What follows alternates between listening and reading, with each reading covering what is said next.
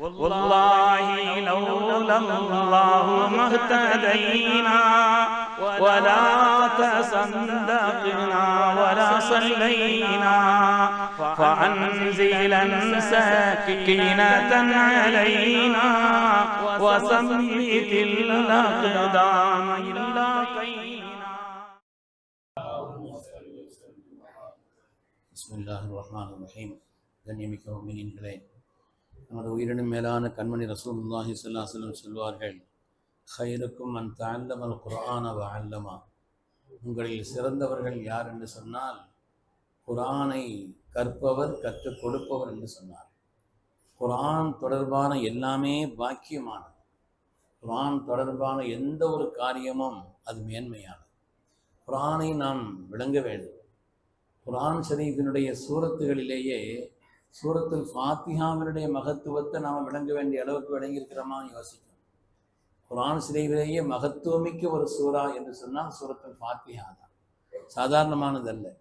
அல்லாஹ் குர்ஆன் ஷரீஃபிலே உம்முல் கிதாப், குர்ஆன் ஷரீஃபிலே அதை திரும்ப திரும்ப திரும்ப ஓதக்கூடிய 7 வசனங்கள் என்று அல்லாஹ் தஆலா சொல்வான். சூரத்துல் ஃபாத்திஹாவுக்கு நிறைய பெயர்கள் இருக்கிறது. உம்முல் கிதாப், வேதத்தினுடைய சாரம், தாய் அதுதான். மொத்த குர்ஆனுடைய சாரம் தாய் என்று சொன்னால் சூரத்துல் ஃபாத்திஹா தான். திரும்ப திரும்ப ஓதப்படக்கூடியது, ஏராளமான பெயர்கள் கொண்டது. சூரத்துல் ஃபாத்திஹாவுக்கு நிறைய பெயர் இருக்குது. சூரத்துல் காஃபியான்னு ஒரு பெயர் இருக்குது. இது போதும், இது ஒழுங்கா தொழுகையில் ஓதுனா போதுமானது. ஷாஃபியான் பேர் இருக்குது, ஷிஃபாவை அளிக்கக்கூடியது. எல்லா நோய்களுக்கும், வெளிரங்கமான அந்தரங்கமான எல்லா நோய்க்கும் நிவாரணம் தரக்கூடிய சூரத்து ஷிஃபா என்றதற்கு பெயர். புகாரில் ஹதீஸ் வருகிறது, கண்மணி ரசூலுல்லாஹி ஸல்லல்லாஹு அலைஹி வஸல்லம் அருமை தோழர்களிலே ஒரு பெரிய கூட்டம் ஒரு பகுதியை கடந்து வந்தாங்க. அப்போ அந்த பகுதியை கடந்து வரும் பொழுது அங்கே உள்ள ஆட்கள் இவங்கள்ட்ட வந்து சொன்னாங்க, எங்கள் நாட்டினுடைய மன்னருக்கு ஒரு கடுமையான வியாதி, எவ்வளோ மருத்துவம் செய்தும் கூட அது சரியாக மாட்டேங்குது. அதனால நீங்கள் பார்த்தா நல்ல ஆட்கள் மாதிரி தெரியுங்க, அதுக்கு ஏதாவது ஒரு மருந்து இருந்தால் செய்ய முடியுமான்னு கேட்ட உடனே, அதற்கு ஏதாவது நீங்கள் காரியம் செய்ய முடியுமான்னு கேட்ட உடனே இவங்க போய் இதில் சையதுனா அபூ சயீத் குத்ரில்லான்னு சொல்கிறார்கள், இங்கே போய் என்ன செய்தான்னா சூரத்துல் ஃபாத்திஹா ஓதி ஓதுனாங்க.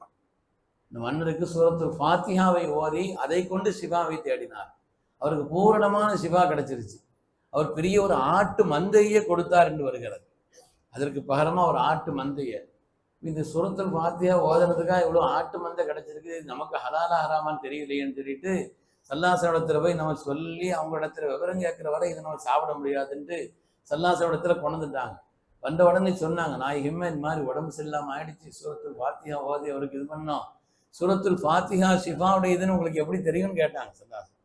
அது மகத்துவம் மிக்கதுன்னு சொல்லி சல்லாசன் சொல்லிட்டு அதை சொன்னாங்க, முழுமையாக பயன்படுத்துங்க, எனக்கு அதில் ஒரு பங்கு தாங்கன்னு சொன்னாங்க சல்லாசன். அதில் எனக்கும் ஒரு பங்கு, அந்த ஆட்டில் இருந்து எனக்கு ஒரு பங்கு தாங்கன்னு கேட்டாங்க. எனவே குர்ஆனிலே ஷிஃபாவுடைய ஆயத்துகளிலேயே மகத்துவமிக்க ஒரு சூறா இருக்குதுன்னா சூரத்துல் ஃபாத்திஹா. சூரத்துல் ஃபாத்திஹா வந்து குர்ஆன் ஷரீஃபில் எந்த ஆயத்தும் ஒன்று மக்காவில் இறங்கியிருக்கும், அது மதீனாவில் இறங்கியிருக்கும். ஆனால் சூரத்துல் ஃபாத்திஹா மாத்திரம்தான் அது மக்கி மதனி, மக்காலையும் இறங்கியிருக்குது, மதீனாலையும் இறங்கியிருக்குது. ஸல்லல்லாஹு அலைஹி வஸல்லம் தங்களுடைய ஹயாத்தில் எந்த ஒரு தொழுகையிலையும் கூட சூரத்துல் ஃபாத்திஹா இல்லாமல் ஒரு தொழுகை இல்லை. லா ஸலாத்து இல்லாமல் ஃபாத்திஹத்துல் கிதாப். சிலதுக்கு மாற்று இன்னொன்று இருக்குது, இது ஓதனா போதும், இதை செய்தா போதும்னு இருக்குது. சூரத்துல் ஃபாத்திஹாவுக்கு மாற்று ஒன்று ஸல்லல்லாஹு அலைஹி வஸல்லம் வைக்கவே இல்லை. எந்த தொழுகையோ பரந்தோ நபிலோ எந்த தொழுகையா இருந்தாலும் சூரத்துல் ஃபாத்திஹா இல்லாமல், அதனால்தான் திரும்ப திரும்ப திரும்ப ஓதக்கூடியது என்று சொன்னால் அது திரும்ப திரும்ப குர்ஆன் ஷரீஃபிலே ஓதப்படக்கூடிய ஒரு மகத்துவம் மிக்க, அதாவது அல்லாஹ் திரும்ப ஓதக்கூடிய 7 வசனங்களை கொடுத்தான் என்று சொன்னதோடு மாத்திரமல்ல, ஒரு குர்ஆனில் அதை மகத்துவமிக்க குர்ஆனை தந்தேன் என்று சொல்கிறான்.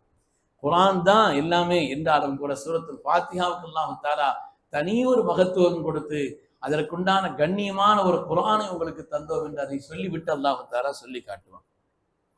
இது வந்து திரும்ப திரும்ப ஓதக்கூடியதுங்கிறதுல பலவிதமான நிலைகள். ஒன்று தொழுகையில் ஓதுறது என்பதா நம்ம பார்க்குறோம். இது மாதிரி வானத்திலிருந்து 2 தடவை திரும்ப வந்துச்சு. மக்கான தடவை, மதீனான தடவை திரும்ப வந்துச்சு. அது மாதிரி சூரத்துல் ஃபாத்திஹா 2 பகுதியாக பிரிக்கிறாங்க. 2 பகுதியா. ஒன்று என்னன்னு சொன்னால் அல்லாஹ்வுடைய மகத்துவம், அல்ஹம்துலில்லாஹி ரப்பில் ஆலமீன் அர்-ரஹ்மான் ரஹீம் மாலிகி யௌமித்தீன் இய்யாக நஅபுது வ இய்யாக நஸ்தஈன், இதுவரை அல்லாஹ்வை புகழ்வது. ஒன்னு அல்லாஹுவை எப்படி புகழ வேண்டும் என்று சொல்லி தருகிறான். இன்னொரு பாட்டு என்னன்னு சொன்னா அல்லாஹ்விடத்தில் எப்படி துஆ செய்வது அதை கற்றுத் தருகிறான். இஹ்தின ஸிராத்தல் முஸ்தகீமில் இருந்து அதுல 2 பாட்டுன்னு எழுதுவாங்க. ஒன்று இறை புகழ், இன்று அல்லாஹ்விடத்திலே துஆ செய்வதை கற்றுக் கொடுப்பது. அதனாலதான் தலீமுல் மஸ்அலா, அல்லாஹ்விடத்தில் எப்படி நாம் கேட்க வேண்டும் என்று நமக்கு சொல்லித்தரக்கூடிய ஒரு சூறாவாகவும் சூரத்துல் ஃபாத்திஹா இருக்குதுன்னு சொல்லுவாங்க. ஒரு நாள் ஜிப்ரீல் அலைஹிஸ்ஸலாம் வந்துட்டாங்க. யா ரசூலல்லாஹ் அப்ஷிர் பி நூரைன், அல்லாஹ் உங்களுக்கு 2 பிரகாசத்தை கொண்டு சோபனம் சொல்லி இருக்கிறான்னு சொன்னாங்க. வாழ்க்கையில 2 விதமான நூறானியத்தை கொண்டு அல்லாஹ் சோபனம் சொல்லி இருக்கிறான். ஒன்று சூரத்துல் ஃபாத்திஹா, இன்னொன்று ஹவாத்தீம் சூரத்துல் பக்ரா. சூரத்துல் பக்ராவுடைய கடைசி ஆயத்து, கடைசி 3 ஆயத்துகள், இந்த 2ம் உங்களுக்கு உண்டான மகத்துவமிக்க பிரகாசம் என்று ரசூலுல்லாஹி ஸல்லல்லாஹு அலைஹி வஸல்லம் இடத்திலே சையதுனா ஜிப்ரீல் அலைஹிஸ்ஸலாம் வந்து சொன்னதாக பார்க்கிறோம். அருமையான பெருமக்களே, அதனால இந்த சூரத்துல் ஃபாத்திஹாங்கிறது இருக்கிறதே எல்லா நிலையிலும் மேன்மையானது. எல்லா நிலையிலும் சூரத்துல் ஃபாத்திஹாவினுடைய அசலே இஹ்தினா, ஹிதாயத்தை தாய் என்று அல்லாஹ்விடத்தில் கேட்பதுதான். மனித வாழ்க்கையினுடைய நோக்கமே ஹிதாயத்து தான். ஹிதாயத் என்று சொன்னால் 4 விதமான அர்த்தம் இருக்கிறது என்று அல்லாமா பைதாயி ரஹ்மத்துல்லாஹி அலைஹி அவர் ரொம்ப விளக்கி சொல்லுவாங்க. அதுல ஒண்ணு என்னன்னு சொன்னா, ஹிதாயத்துன்னா ஒரு நேரத்துல இது எப்படி பேசுறது, எப்படி பார்க்கறது, எப்படி விளங்குறது என்பதிலிருந்து எப்படி சொல்றது, அது ஒரு ஹிதாயத்.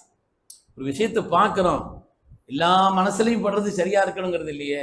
ஹிதாயத் இருந்தால் அது பார்வை சரியாக இருக்கும், அதை பற்றிய பேச்சு சரியா இருக்கும், அதை பற்றிய சிந்தனை சரியா இருக்கும், அதை பற்றி அணுகுவது சரியா இருக்கும், ஒரு விஷயத்தை முடிவு செய்வது சரியா இருக்கும். நம்முடைய அறிவில் ஆரம்பித்து குர்ஆனுடைய ஞானம் பெறக்கூடிய அந்த வழி வரை எல்லாம் ஹிதாயத்தில் உள்ளடங்கும் என்று சொல்வார். ஹிதாயத்தை கொண்டு சிறந்த துன்யாவும் கிடைக்கும், சிறந்த ஆகிரத்தும் கிடைக்கும் என்று நம்ம பைதாயி ரஹ்மத்துல்லாஹி அலைஹி அவர்கள் ஹிதாயத்துக்கு விளக்க எழுதுவான். சூரத்துல் ஃபாத்திஹாவினுடைய ஒட்டுமொத்த ஒரு துஆவினுடைய நோக்கம்ங்கிறது ஹிதாயத்து தான். அருமையான பெருமக்களே, அதனால இந்த சூரத்துல் ஃபாத்திஹாவை அதிகமாக நம்ம ஓதணும், திரும்ப திரும்ப திரும்ப ஓத வேண்டியது நல்லா சொல்றாங்க இல்லையா.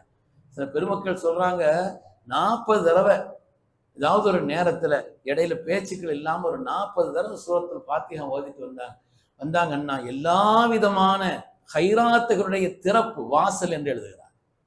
அதாவது குர்ஆன்லயே ஃபாத்திஹா அதுக்கு பெயர், ஆனா ஃபாத்திஹாங்கிற வாசகம் குர்ஆன்ல இல்லை, அந்த சூரத்து ஃபாத்திஹாவில் இல்லை. குர்ஆன்ல அப்படியே ஒரு 3 சூறா இருக்குது. ஃபாத்திஹா எந்தெந்த சூறாவுக்கு பெயர் இருக்குதோ அது தொடர்பானது அதுல இருக்கும். சூரத்துல் பக்ரா இருக்குதா, அதுல மாட்டை பத்தி வருது, பக்ராங்கிற வார்த்தையும் வருது, எந்த சூறாவா இருந்தாலும்.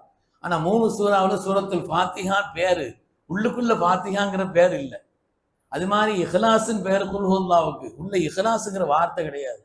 அம்பியான்னு ஒரு சூறா இருக்குது, நபிமார்களை பற்றி எல்லா செய்தியும் இருக்குது, ஆனா அம்பியாங்கிற வார்த்தை அந்த சூரத்துக்குள்ள இல்லை. அதனால இது நிறைய பெயர்களை உள்ளடக்கியதுன்னு எழுதுறாங்க, எல்லா மகத்துவத்தையும் உள்ளடக்கியது. ஒரு 40 தடவை தினந்தோறும் ஒரு குறிப்பிட்ட நேரத்துல வேறு பேச்சுக்கள் இல்லாமல், எடை பேச்சு இல்லாமல் 40 தடவை ஓதி அதை கொண்டு துஆ செய்யும் பொழுது அதனுடைய மகத்துவம் மிக்க உன்னதமானது என்று பெருமக்கள் தங்களுடைய அனுபவத்தில் சொல்லி காமிப்பார்.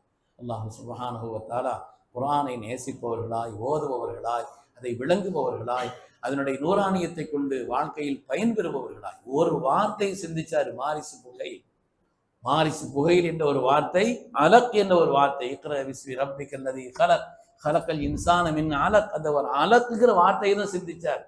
பெரிய ஃபாதிரியா இருந்தார், பெரிய நிலையில இருந்தார், பெரிய ஆராய்ச்சியாளராகி தமிழ்ல கூட அதனுடைய நூல் வந்திருக்குது, மாரிசு புகையினுடைய நூல். அந்த அலக்குங்கிற வார்த்தையினுடைய ஆய்வு தான் அவரை இஸ்லாத்துக்கு கொண்டு வந்துருச்சு. அதனால குர்ஆன் தொடர்பான எல்லாம் பாக்கியமானது. அல்லாஹ் சுப்ஹானஹு வ தஆலா இந்த நூறானியத்திலிருந்து துன்யாவிலும் ஆகிரத்திலும் நிறைந்த பயன் பெறக்கூடிய நன்மக்களாக நம்முடைய கல்வை பரிசுத்தப்படுத்தக்கூடிய ஒன்றாக அல்லாஹ் அதை ஆக்கி அருள் புரிவானாக. ஆமீன் ஆமீன் யா ரப்பல் ஆலமீன். வ ஆகிரு தஅவானா அனில் ஹம்துலில்லாஹி ரப்பில் ஆலமீன். சுப்ஹானல்லாஹி வ பிஹம்திஹி.